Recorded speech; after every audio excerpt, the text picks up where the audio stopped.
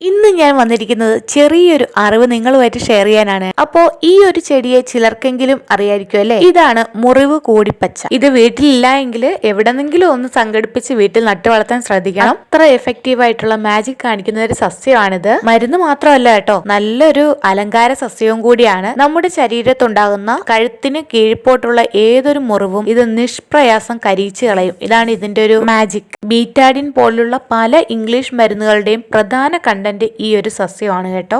ഈ സസ്യത്തെക്കുറിച്ച് കൂടുതൽ എന്തെങ്കിലും അറിവുണ്ടെങ്കിൽ നിങ്ങളൊന്ന് കമന്റ്സ് ആയിട്ട് രേഖപ്പെടുത്തണം കേട്ടോ. കൂടാതെ ലൈക്ക് ചെയ്യാനും ഷെയർ ചെയ്യാനും മറക്കരുത്. അപ്പോൾ ഇനി ഇതെങ്ങനെ മുറിവിലേക്ക് അപ്ലൈ ചെയ്യുന്നതെന്ന് നോക്കാം. ഈ ഇലകളെല്ലാം കൂടി ചേർത്ത് നമ്മുടെ കൈവളയിൽ വെച്ച് നന്നായിട്ട് ചേർത്തൊന്ന് തിരുമ്മി കൊടുക്കുക.